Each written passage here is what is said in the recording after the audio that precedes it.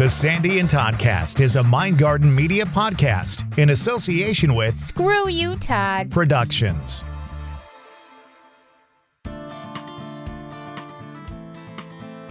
And welcome to the Sandy and Toddcast. This is Season 2, Episode 2, and this is Part 2 of a great interview we had. Lots and lots of twos, Todd. We are talking to Dennis Webster, Part 2 of our interview with him this week, and boy, is it a good one. It is a good one. You're going to want to stick around for it. The Sandy and Toddcast starts next.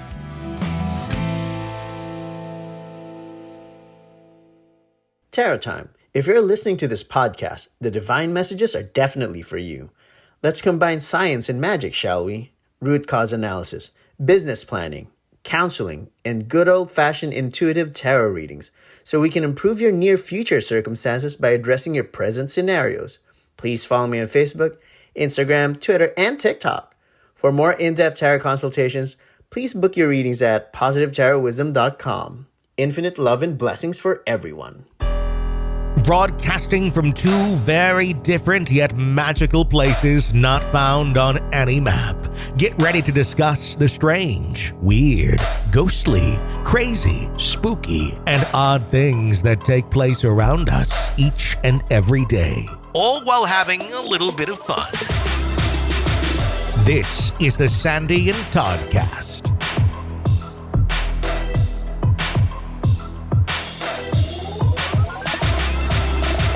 And here we are. It's episode 2 of season 2, and it's our audio cast for a Sunday. It's the Sandy and Toddcast. Yes. I'm so excited. Hi, Todd. Episode 2, season 2. We're going to continue our interview with Dennis Webster, author and paranormal investigator, in this episode. Really excited about this continuing on.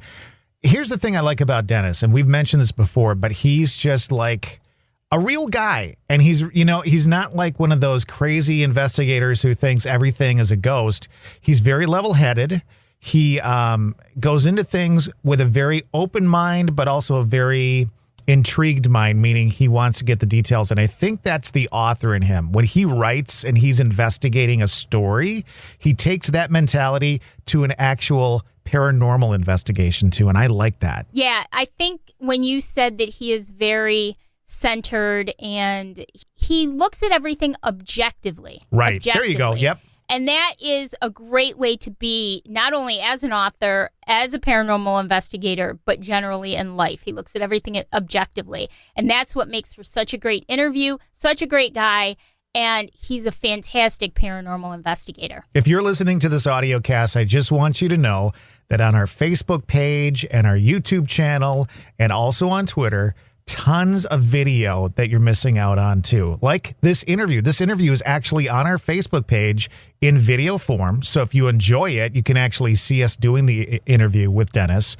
and just tons of other stuff. We do Tarot Tuesdays, and we do Woo Woo Wednesdays, and we do Twisted Tuesdays, and we do Thirsty Thursdays. So all that stuff is in addition to the audio cast you're listening to right now. So if you enjoy what we do, check out our video casts too, our live casts. We do so much on that Facebook page, the Sandy and Toddcast, Todd. And we also have a group. We have a group, the Stay Weirdos. I love that name. Stay Weirdos, Friends of the Sandy and Toddcast. Please hang out there with us. Join it. It's a forum, non-judgmental. Everybody goes in. You can put in your opinion about just about anything in the world, and nobody's going to judge you for it. That's what we want, a safe haven. So let's get back to the interview we had with Dennis a couple of weeks ago. This is part 2, season 2, episode 2 of the Sandy and Toddcast.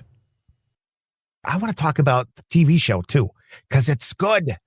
He loves our show, Ghost Pubs and Grub. How did you come up with this brainchild? I'm so excited to be on this project with you, Dennis. How did you come up with this? Well, because he likes food and he likes ghosts. Come on, if you think about it, when I saw Bill doing his Empire Plate episodes, I got thinking, part of it was talking to a friend of mine who was from China, and he was talking about in China, I believe it's the Mandarin language, they use the phrase "gui," which means ghosts or spirits or ancestors, and they leave food out for the ancestors, so like an offering, a sacrifice, or what have you. So there's always that. I got thinking a lot about the connection between food. It's such an earthly pleasure that you don't get to experience in the afterlife. people will always ask me, well, can I smoke a cigarette and eat a barbecue sandwich in the afterlife? Probably not. But it's another thing that for some reason I felt it attracts ghosts. Why so many haunted pubs and restaurants? And I thought it'd be kind of fun to kind of, when you look at places like New Orleans, when they have the food and the whole voodoo there, and different cultures, Day of the Dead celebrations and things like that. So I just thought it would be kind of fun to do like a cooking segment and then go into the investigation. So it's kind of like putting peanut butter and chocolate together. Right. Great taste Exactly. and taste straight together. It's fun. It's fun. It really. Plus, You got my ghost in your food. Yeah. You got your food in my ghost. Yeah. But we get such good food too, so that's a lot of fun. Maybe that's And it's better, great. to get good food. I know, right? But it's fun to highlight local too. It's fun to highlight local and bring attention to some of this stuff. I know some of the places that we've done were very well known for being haunted, but then there were some that weren't really well known for being haunted. And it's nice to spotlight both their food and the activity that's going on there. And I think a lot of people, some of these restaurants and pubs and things like that have been restaurants and pubs for many, many, many, many, many years. And people who are in that business put their heart and soul into that business. And so, listen, if your energy is going to be left behind someplace, that is probably one of the places that you'll find some of your, remains, basically.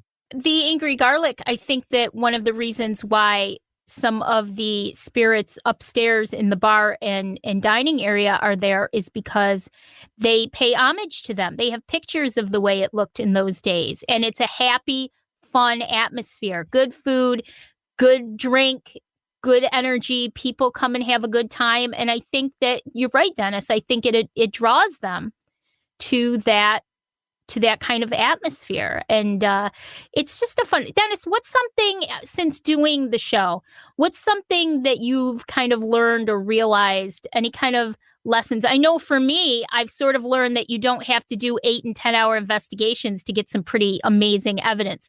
You can get it done in about 2 hours. And if you're doing it right, I think you can get a lot of evidence in a short amount of time. I think the big thing I learned was, because remember, Bill and Ryan and Laff, they're novices. They're not seasoned ghost hunters or anything. And they walked in and just had fun with it, and they're naturally excellent at it.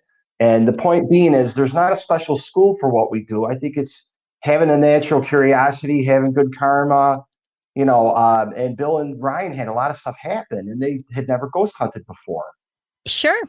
It's going in with a good attitude about it. I'm a skeptic. I always have to say, oh, well, I'm not going to call it paranormal until I've ruled every other situation that I can think of out.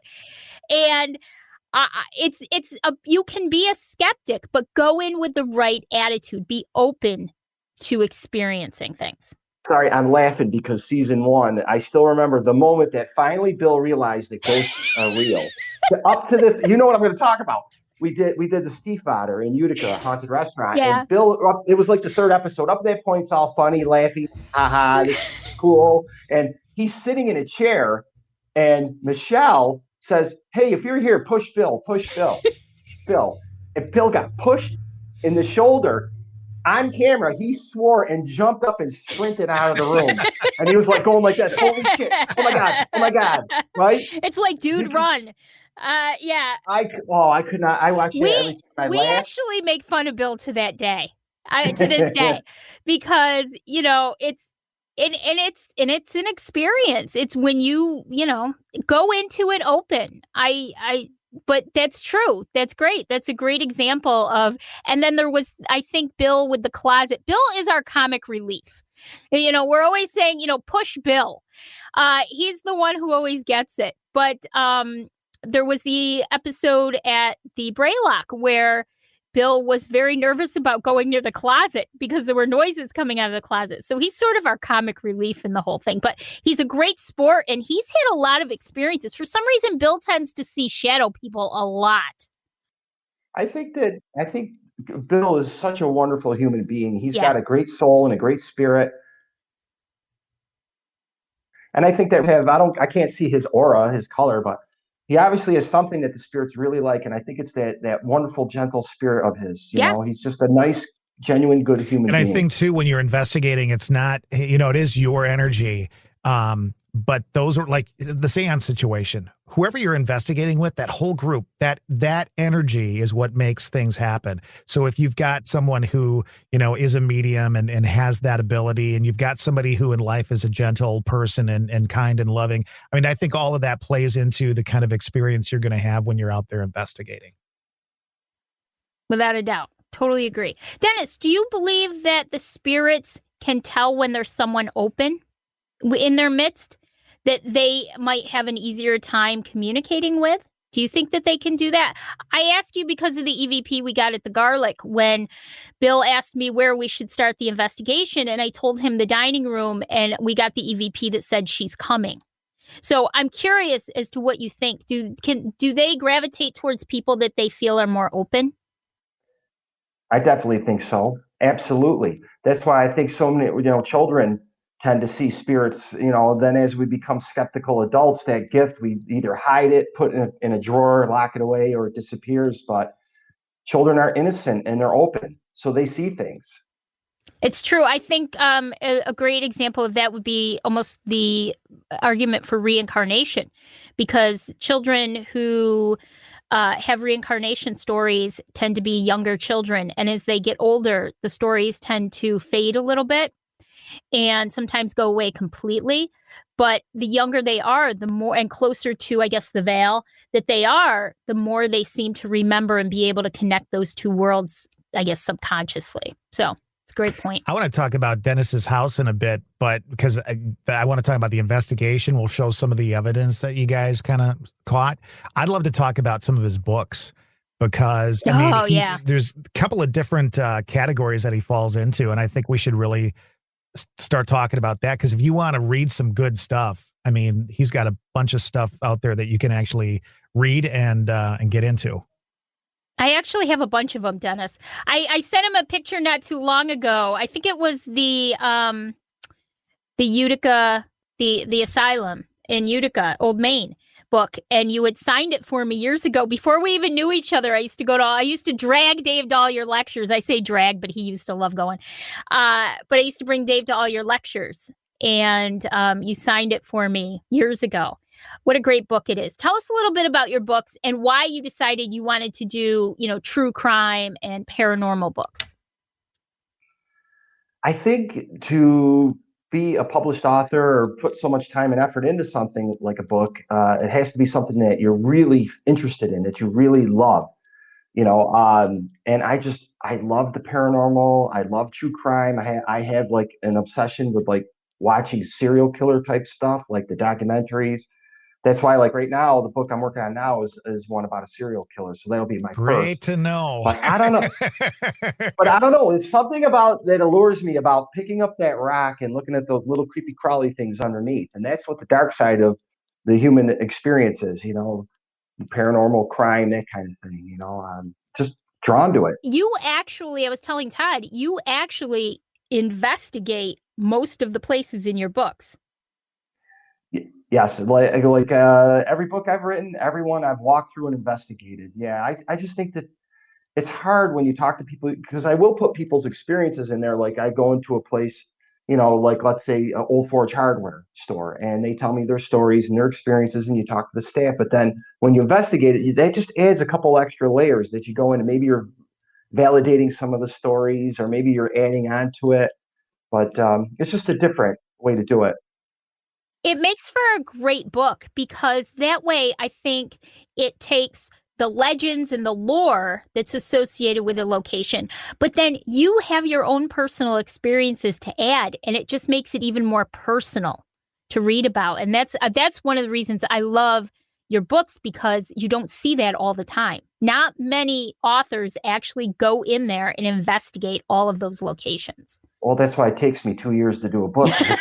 Seriously, Yeah. it's a lot of extra work and a lot of time and effort to go into it. But it's pushing the easy button just to interview people and write that down, which is nice. Good way to do it. I read lots of books like that, and I like them. It just my approach is just a little different. Just takes a little bit longer to do it that way. Do you there have a go. favorite book that you've written? Definitely the Old Main book, and I'll tell you why. Because my mother was worked in the psychiatric industry as a nurse, and my mom's passed away, but she was a wonderful soul and a sweet human being, and she dedicated her life to helping people with mental illness. And I was just fascinated by that place. It's incredible. It was the first of its kind in the United States, in that it opened in 1843, that used what was called moral treatment. So that I'm just fascinated by that, because up to that point, it was all about lunacy, like you were cursed by the moon, Right. or you're possessed by the devil. It was the first time they called it the cult of curability, where science started coming into, analysis and things like phrenology. I can't even say that word, but the areas of the brain that at the time they thought had different emotions. Right. Well, probably that book, only because of my mother. I actually had an experience in there. I've told you about that. It's always been shrouded in such mystery. From the time I was a child, I'd see it. You can see it from Route 12 from the arterial. You could always see it up on like the little hill, and just a gorgeous, huge, hulking piece of architecture. And we finally got in there one time. They were giving tours of just certain areas, but it's always been shrouded in kind of mystery and stories. The Utica crib was invented there. There are stories of chains and shackles in the basement. I've never been in the basement. I don't know what goes on down there. There's tunnels. It's a whole campus, really. And did you find anything out while writing that book that sort of surprised you? Yes, I would say absolutely the big surprise to me, because I read back then all the journals and things at the time. And it's easy for us in our modern day and age to say things like the Utica crib is a medieval torture device. And can you believe they put people in that? And wow, I can't believe they lobotomized people and they gave them shock treatment. Well, when you read at the time, they were trying to put their best. That was the best that they knew at the time to help people. They wanted to help people. So they didn't just say, I'm going to torture your ass and throw you in this Utica crib. Right. No, Right. Science advances, like think about it now, 100 years from now, will they look back and say, can you believe that they used to give people that had cancer radiation? They radiated them, or some of the things we do now. We're so smart, but we're really not. But because you build. They did the best they could with what they had. Yeah, Dr. Brigham was an amazing man. Yeah, and they really, I think, yes, it was torturous, but at that time, it wasn't. It was what they were trying to do to help. And unfortunately, I think that leads to a lot of the hauntings that go on in these old asylums, that the methods that they used at the time were not a breeze. We can go into the dentist today and have a root canal and not feel any pain at all. But imagine what it would have been like in the 1800s. So, it was just the best they could do at the time, in a lot of ways. So was there a book that gave you the most trouble? Murder of a Herkimer County teacher. Only because Gene Giannini, it was sad because he was 16 years old and he killed his teacher in Poland, New York, Lita Beecher, who was only like 21 years old at the time. And you read back now, they called him, during the trial, they used phrases like moron, imbecile, things like that, which were appropriate at the time. But you look back now, and in our day and age, Gene, that would never happen, because he basically had autism spectrum disorder. So he was a high-functioning autistic young man who just, he didn't even have a really good reason to kill her, but that's the typical, emotions are difficult to handle for a child with autism. It's funny. I'm glad we're having this conversation, because a lot of people don't realize that these illnesses or these afflictions, whatever you want to call them, were going on hundreds of years ago. They just didn't know that they were going on. They didn't know what they were. Women, Todd makes fun of me all the time when I say this, but, women who had PMS were thrown in the lunatic asylum because they had mood swings. Yes, it's true. It's true. So he's got it down on his calendar. He wants to throw me in the lunatic asylum once a month. I just know. Dennis, when you were talking about that book and that instance, I got a sense from you that it kind of touched you deeply. And being an empath, hearing you talk about it, it affected me quite a bit, hearing that story. Do you have empath abilities? I know you say you don't have any abilities, but I kind of question that, to be honest with you. I guess maybe. I don't know. I never thought about it. I think it's highly possible, Dennis. You have because his interest in this and getting the story out there and telling the true story reminds me very much of somebody who has that empath ability. And a passion for it. And a calming. When we investigate, it's very calming with Dennis. And that's something I really appreciate so much, because as someone who's just sort of starting to learn her path in all of this, it's calming to know that there's somebody I can turn to. We've stopped each other in the middle of investigations before and sort of conferred with each other on things. And that's been a very calming thing for me, because I know if I have a question, I can go to Dennis, or Dennis will come to me and say, here's what happened. What do you think about this? And so it's a really great, I think that he might be onto something, Dennis. You may have some sort of empathic ability. I agree. Totally. So you're very special, Dennis. Oh, I've been told that all my life. Talk about his haunted house. Can we please? Yes. Yeah. Tell us the history of the house. Yeah, the home I live in Prospect, New York. I don't mind telling the viewers where this is, because it's a very well-known home locally here. It's a limestone-built house, 1839. It was built by a Welsh stonemason by the name of Jones, who, how weird is this, I may be related to, because my great-grandparents lived in Prospect. They came here from Wales. But beautiful home. A congressman was born in here, Alexander Perney.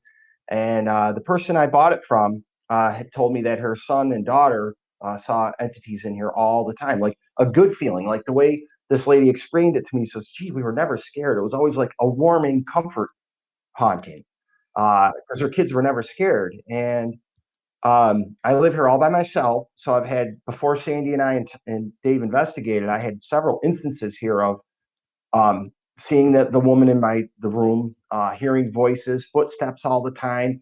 I know there's a curious, playful one here, because my glasses, a couple times, I put them on the kitchen counter. I come upstairs, I come down, they're gone. I find them out in the living room. It's called old age, now, Dennis. I live here alone. I don't have any. Where did I put my glasses?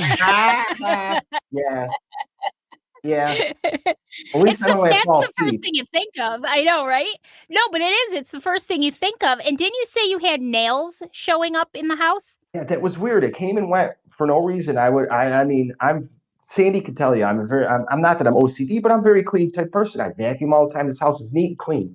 I walk through and I find a nail on the floor downstairs. And I found them upstairs, just random finishing nails. And I kept putting them in a drawer. And after about 5 or 6, I'm like, what is going on? They're not falling out of anything. They're just appearing. And then my feeling is that the man who built the house, I think you are connected, and I think that's his way of letting you know. I'm glad that they were finishing nails, because I'm envisioning somebody like biting their nails and spitting them on the floor, and I'm like, who would do that? It's so weird. I mean, I buy this house without even realizing it probably was built by my great-grandfather, and then it's haunted, and I'm a ghost investigator. It's just really weird. I hate him. I told right you, now, I hate this man. And there's nothing malicious in this house. It's all a feeling of love and calmness and positivity in this house. I mean, he's got happy haunts.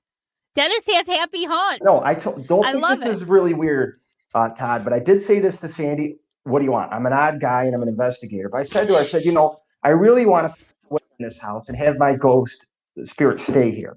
I'm that comfortable and in love with this home that I want to be here forever. Listen, Sandy and I can do what we can to make that happen, but we can't make any promises. Yeah. Thank you. We can do our best. So, but it was the investigation itself was very, very interesting and compelling. Now, I had maybe a week or so, Dennis, I think it was beforehand, I had kept getting these visions, these pictures in my mind of a woman on the staircase. Now, I told Dennis specifically, do not tell me anything about this house. I can know when it was built, but that's it. And I kept getting this picture of this staircase and this woman on the staircase. Little heavy set, older woman, hair up in a bun, period clothing, maybe the 1850s, 1860s, and she would just be on the staircase. So I said to Dennis one day, Dennis, I didn't tell him a lot. I said, when you get home tonight from work, can you send me a picture of your staircase? So he sent it to me right away because he had a picture of it. And I said, you know what? That looks almost exactly like what I pictured. So I had this idea in my head of something was going on in that staircase. So I didn't say anything more to him. And then he told me that a lot of activity has been centered around that staircase. And so we got a lot of activity on that staircase. And what I think is this woman was more like a matriarch of the family. And when I walk up those stairs, you can definitely feel her energy there. I think she primarily stays on those stairs, but I feel like she would be someone who would run throughout the house and make sure that everything was in order and everything was in place. And she was sort of like she ran the household back then. And so she's one of the many that I think are in that house, without a doubt. And the name Mary had come to me as well a couple of nights before, just came into my head, and I'm learning how to just listen to myself and not doubt myself. So I mentioned it to Dennis, and the entire house has activity. It's just crazy. Just crazy. Now this, we set up, Dennis, tell us about this. You set up cameras throughout the house. Right. This was actually a 4K GoPro on a tripod. Just shooting up the stairs. I apologize. My illuminator was acting weird. So that's what those dots are. That's not paranormal. That's part of the night vision camera that I got to fix. But the previous owners had told me many times their children would see an entity walking across the top of the landing upstairs. And when this entity that we captured walking across the top of the landing, Sandy can confirm that we were in my bedroom doing an EVP session, and I had a viewpoint out the door. And right when I said, I just saw something moving out there, was when it was captured on the video. It is. And one of the things that really caught my eye, and I brought it up to Sandy, is if you look up the staircase, and I'm just going to ask a couple of questions to make sure I've got the right viewpoint here. Does the staircase then wind to the right as you go upstairs? Nope, it's just the second floor. There's a landing, and straight ahead is a bathroom. To the left is the office that I'm sitting in right now, and to the right is the bedrooms. So it does circle around and come over, but it doesn't go up. But you can see the banister on the right hand side on that second floor there, right? Yes. Because what I saw really closely when I was watching this was light play, because I zoomed in on it, and it's a little grainy, but I was able to get close up on that area, and that's really where I saw a lot of light play and the shadows really bouncing off that banister quite a bit. Yeah, it looks like, if you look closely, I think this is the one I'm thinking of, you can see sort of it's moving from the left, it's coming in from the left, and then you can see some movement on the right as well. And I'm not sure if this clip has the light anomaly that just sort of flashed, but there was also a light anomaly that flashed at one point as well. So how do you feel? Okay, obviously you said house is very warm, it's nice, all that kind of stuff. How do you feel when you see evidence that basically kind of proves it to you that you've got some activity in your house? And there's other stuff that happened that night too. Yeah, it was great to have our team in here doing the investigation, because then I'm thinking, okay, it's not just me, it's others experiencing it as well. Talk about the spirit box. I was about to say. Yeah. We totally ripped that off from our friends from the Adirondack Park Paranormal Society, who ripped it off from Kindred Spirits. Yep.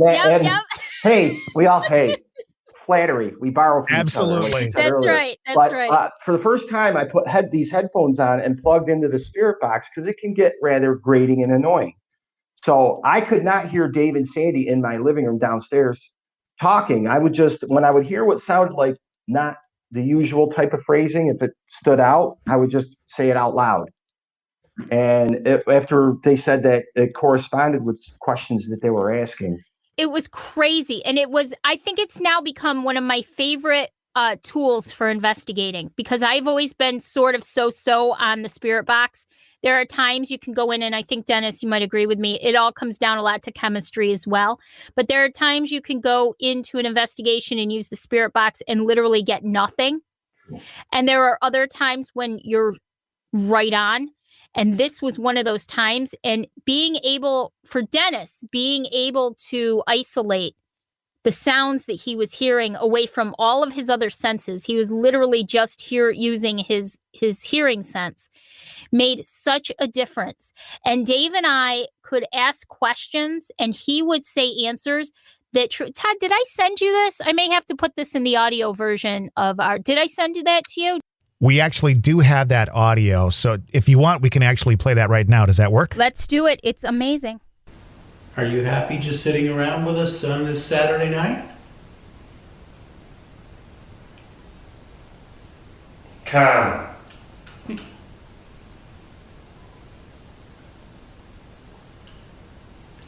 Did you build this house?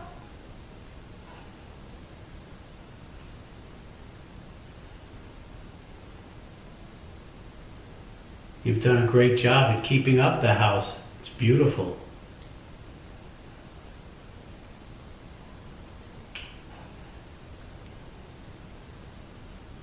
How did you die? I'm thirsty.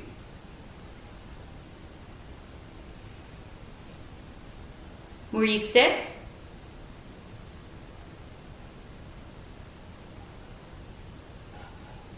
Please. Do you need water?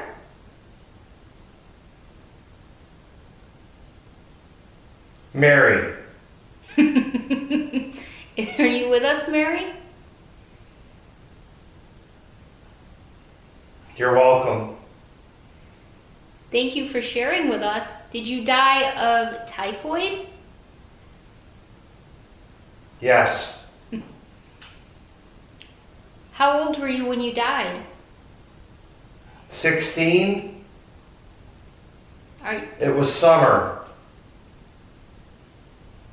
Did you die here in this house? Yes. What was your last name? Mary, were you in the Jones family? Are you happy that Dennis is living here? I'm incredible. Do you miss your family? Yes. Did you have brothers and sisters? It's the same. Do you know who Cecilia is? Was she a servant? Patient. Was she your friend? We're Jones. You were with the Jones family? 3-1. Were you born in this home? Mary, where are you buried?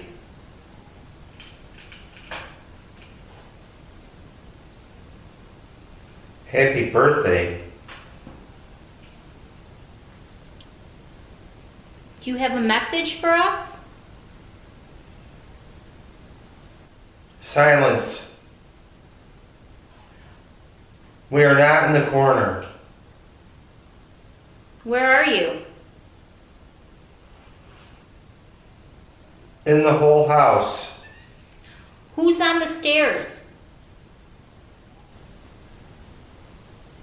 Who's on the stairs all the time?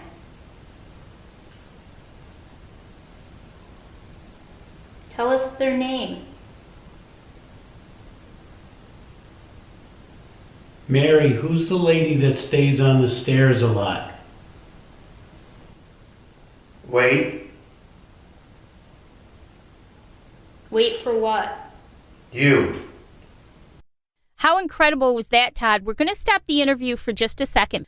I'm really interested in that whole way of doing it because I've obviously used Spirit Box a lot in my investigative lifetime. Mm-hmm. And sometimes it's great. Sometimes it's really grating. And I think sometimes it's nice having one person just focus in on that audio without anybody else hearing it, without that person having to worry about other things going on. They can just focus in on the audio. I actually think that helped you guys get some responses you may have missed otherwise. It takes it to a whole different level. And that's what I love about it. And you're right. When you have those headphones on, it sort of blinds all of your other senses. Right. It takes away your other senses, and you're just concentrating on that one sense of hearing.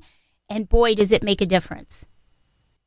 We would ask questions, and Dennis would give us very intelligent answers that made complete sense with the questions that we were asking. And that's when the name Mary came out. And we asked some questions, did you die in this house?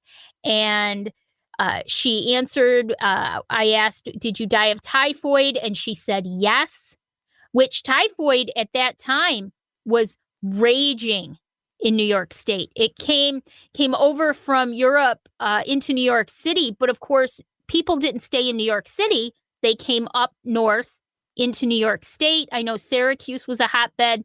The Welsh immigrants came up into Dennis's area and Prospect. So it was raging during that time period. So that would have made perfect sense. Lots of other great answers. It's become one of my favorite tools for investigating. Can't wait to try it again. We're going to make Dave put on the headphones next time and see what Dave comes up with. This should be good.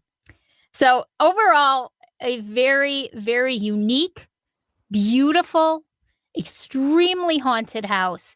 And if anybody is going to be in that house, Dennis, I'm so glad it's you, because you have this understanding and this passion for the spirits and understanding them. And so I think it was definitely meant and to that be. respect. I mean, I think that it's one thing that I really feel is important if you are investigating is the respect. And if you're living in a home that has activity, as long as it's not bothering you or doing nasty things, like you said, a nasty person in life could be a nasty spirit or ghost or energy, to live in respect of what they experienced while they were there. Their life has to mean something beyond us leaving Earth. There has to be something that remains. Yeah, well said. I totally agree with that. Respect. Dennis, what are your thoughts on protection? I know before we investigate, I'll usually do a prayer to St. Michael. And then when we're done investigating, I'll do a prayer to St. Michael, thanking him for his protection. Yep. And what are your thoughts on staying protected, and what methods of protection are you especially proud of? Well, that's why I just stepped up and moved over there, because I'm not a practicing Roman Catholic, but I do have my rosary. This means a lot to me. My daughter bought this for me, and I bring it with me on every investigation. I think having a personal talisman is very important. It doesn't matter whatever philosophy or religion or spiritual viewpoint you have. I do believe in protecting yourself and having something that's comfortable that you feel having with you. I also have a little Monkey King charm that I always carry around with me too, that a friend of mine gave me. So I've got something that's kind of like Buddhist Hindu, and then I guess I'm covering all my bases. yeah, without a He's doubt. walking without along. a doubt. He's got all this stuff dragging behind him that he's bringing But along. you know what?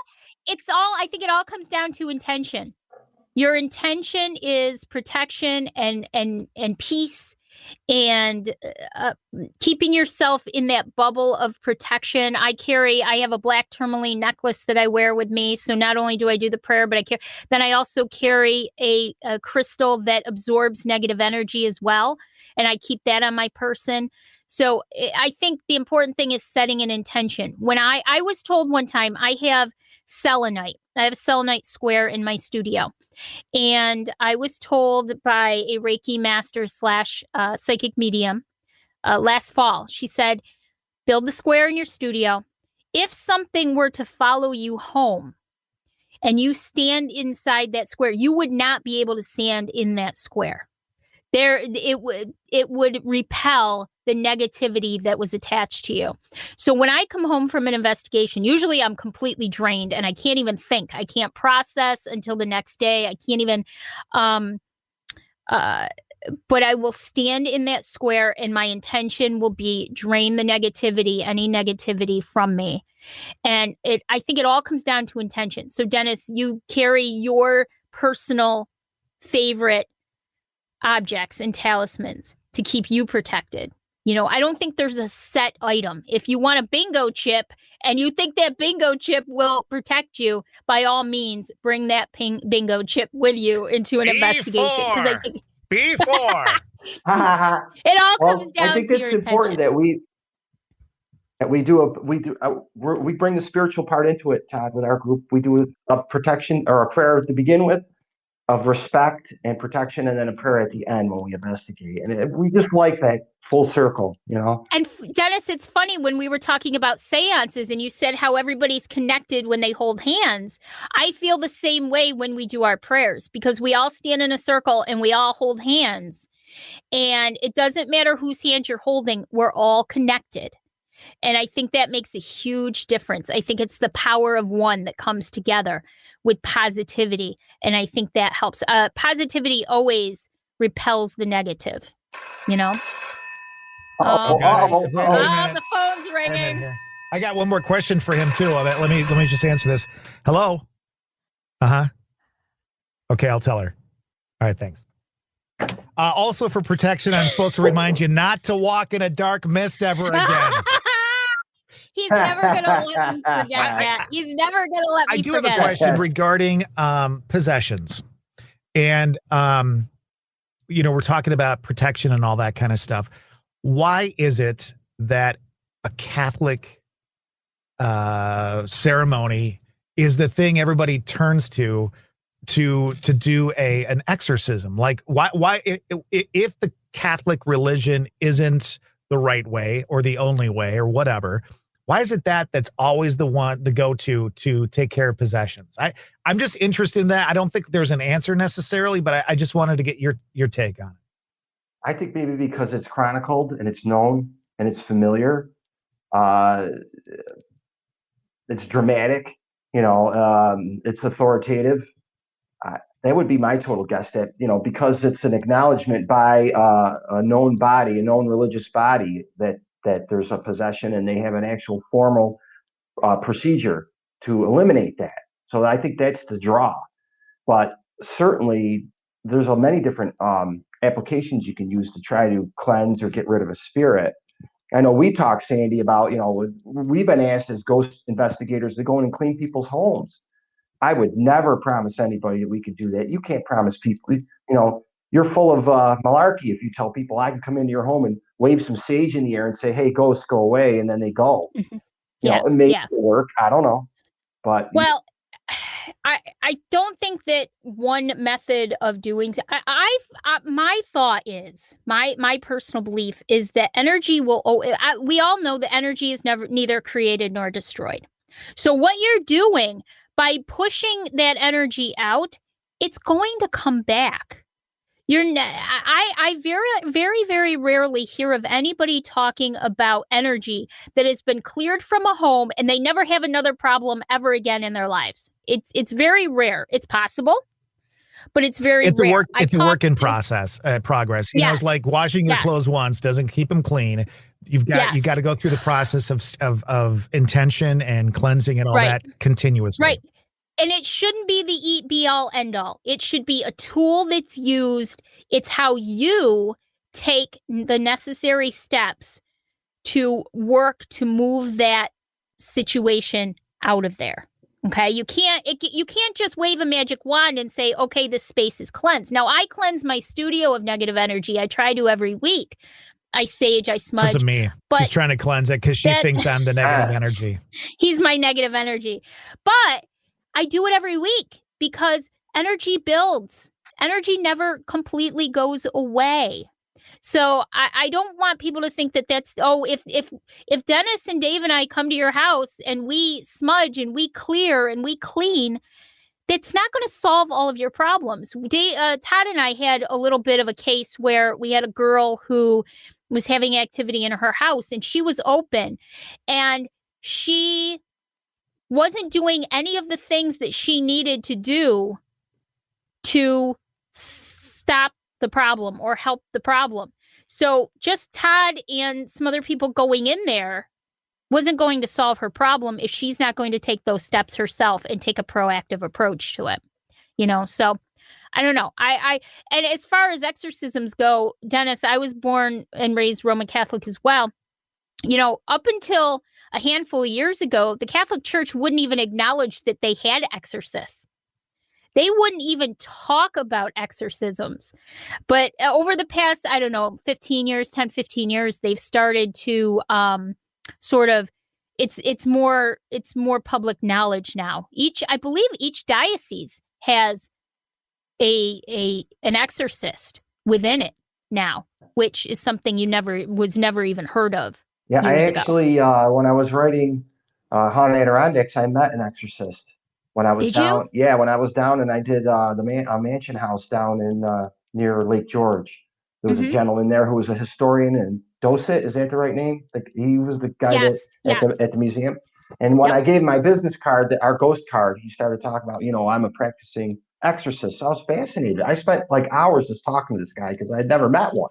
I'm like, well, tell me what you do and how do you do it, and it was really he was a nice man, very interesting. I do believe, and Todd, to your point too, there are exorcists, I guess you could call them, in every religion. Every religion has people who do essentially the same thing. They're just called by different names. And we tend to reach out to our own personal religion representative, but, that's something that has always fascinated me, the whole exorcism side. Whoa, you beautiful souls. I'm so excited to have this platform where I can share my gifts, the things that I do, what we need to do as a collective energy to really step into soul's path. Reiki and healing and alignment. Oh my goodness, these are all so very important in what we do. I have a daily podcast that I do. You can find me on Spotify and Anchor for your daily vibes, your energies as a collective unit, right? You can also find me on my Facebook page where I really go more in depth with it, but you can find me at Mystic Karma by Victoria. Dennis, is there a place that you can point us to if anybody wants to purchase your books, check out your books, any place that they can go to specifically look? I know they're in bookstores everywhere around here. Amazon.com is a good one, or BarnesandNoble.com in this COVID environment. But hey, I was happy our local Barnes & Noble finally was open. I was in there wandering around looking at books the other day. I know. And we have some projects coming up. We're going to be doing some investigations over the summer. And you're writing a couple of new books now? Yeah, I'm currently working on the Potato Hill Road Killer. That's a serial killer from around this area. Pretty gruesome. I mean, I'm going through the case file from the police department and the county DA, and it's unreal. We're heading up there at some point this summer to see if I can get any feelings and impressions. We're going to check for some EVPs and stuff. And the current book I'm writing, I'm starting to work on Haunted Central New York, and Sandy's going to be involved with that because what I want her to do is each location within the book, I would like her to have a little portion that the mediums take on it or the psychics take on it. So we write about the place and like I normally do, but then a nice little section there that'll be just Sandy, her thoughts and feelings on it from her medium perspective. Yeah, I'm so grateful you asked me to do that. Really looking forward to it. I would like you to refer to her as Cassandra, the medium, however, because medium Cassandra. That's right. Medium Cassandra, huh? Okay. Yeah, it's Cassandra. Take 15 minutes. She'll tell you the whole story about how she was named Cassandra. Oh boy. Well, Dennis, This has been fun. I cannot thank you enough for spending this time with us. This has been great. Is there anything you want to add? Anything you want to leave us with about the paranormal world, your books, anything at all? I would just say to everybody, live life with an open mind. Embrace the paranormal. Don't be afraid if you run into ghosts, just enjoy your life experiences one step at a time. Oh, that's beautiful. I love it. I agree totally. Thank you. Dennis Webster. You can get his books on Amazon and at Barnes & Noble. And check all of your local shops because that's where I got most of mine. Old Forge, the hardware store in Old Forge, and most of the Oneida County Historical Society has some. So just check them all out. Excellent. Thanks, you, sir. Dennis. Dennis Webster. That was amazing. There you go. Dennis, now the second part of the podcast, part 2 there, and great interview. So many books to check out, and you can actually, we got a list of them and stuff like that, places you can contact Dennis on his social media and all that kind of stuff. But if you like kind of that intrigue, that investigative kind of storytelling, he does a great job with it. What I love about Dennis is he literally goes to and investigates pretty much every place in his books. And this man puts so much research into them as well. They're fantastic. I own a lot of them. I actually, again, went to see him during at lectures about his books before I even knew him, and he became my friend and fellow investigator, Todd. So he's just a fantastic author. He pours his heart and soul into them, and I'll put everything in the show notes for us. Perfect. Excellent. So are you telling me that you stalked him a little bit? Is that what happened? I did stalk him. I did so. In a very nice way, but I dragged Dave to most of his lectures. I'd see Dennis Webster will be at such and such, the Oneida County History Center or the Herkimer County Historical Society, wherever he was, and I'd say, Dave, let's go after work, blah, blah, blah. So I did kind of stalk him a little bit. Poor David. I think your title should be Sandy, Professional Stalker. I stalked you. I know. I stalked you. I know. Trust me.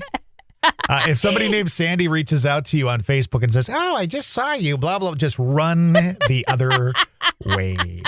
They were in love, though. I love you guys. You guys are awesome. You, Dennis, you guys are fantastic, and I have nothing but respect for you guys. Now, next week is a big week because we're bringing David Williams' interview to the Sandy and Toddcast. Right. So David's somebody that I've actually investigated with. And David's going to take some time right now to talk about an investigation that happened several years ago now, in which he had a partial possession happen to him. So scary.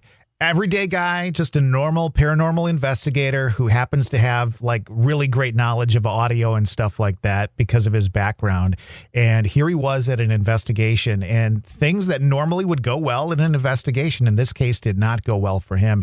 I've not heard the story until we actually sat down and talked with him, and we're going to share it next time on the Audiocast. Very enlightening, very intriguing, and very mind-opening, this interview with David Williams. So that's something to look forward to for next week. And we just want to say thank you, everybody, for all your support. You can find us everywhere. Facebook. You can find us on Twitter at TToddcast. And everything will be in the show notes. Make sure you email us, message us, interact with us. We love you guys. Thank you so much. Bye. Bye. How many more miles left in this race? How long it takes, I don't